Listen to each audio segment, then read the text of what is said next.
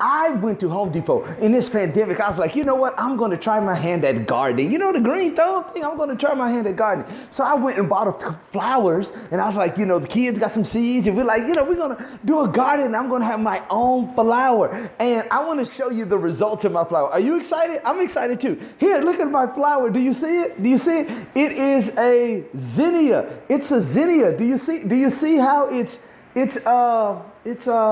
doing something here. I don't know what this is, but this is my flower, and it did not do what I expected it to do because I bought it. You know what I'm saying? I bought it and I just waited for it to grow and develop and become what it's supposed to be, but it never, this zinnia, I don't know if I should take it back because it didn't do what it was supposed to do. Because look, it's not there because I waited for it. I waited. But I waited for it to do what it was supposed to do, and it never did it.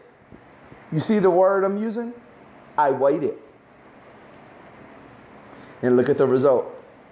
I didn't say I worked. I said I waited.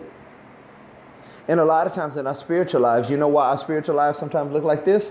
We're not working. We're just waiting. We're waiting for God to come through. We're waiting for God to turn it around in 3 days. We're waiting for God to just do great miracles. But you ain't doing no work.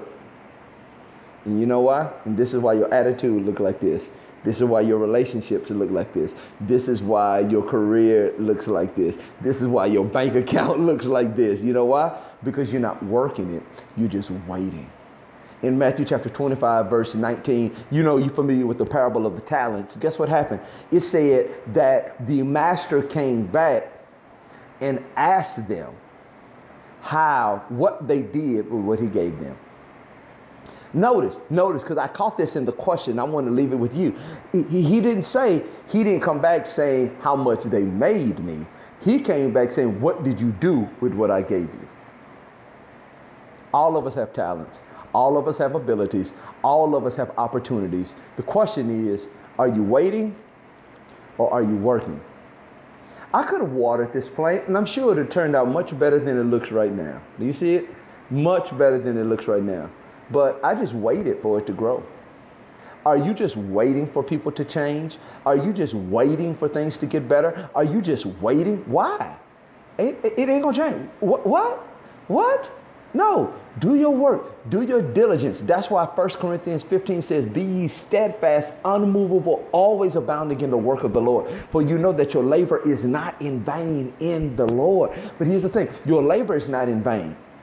The scripture doesn't end by saying that you will have a great reward. It says that your labor is not in vain. What does that mean? God is going to use it in his own purpose. Here, stop blaming 2020 for, yes, the pandemic came. Yes, things happened. Yes, bad things happened throughout the whole year. Yes, we face disappointments. But here's the question. How are you watering your life? How are you working with what God sent your way? That's all I want to challenge you with today. That's what I want you to think about. Does your life look like my flower?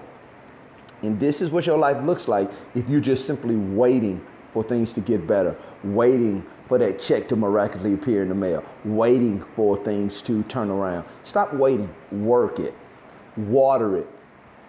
And watch God do what he already promised he would. Do you get the formula? Work it, water it, then watch what God will do.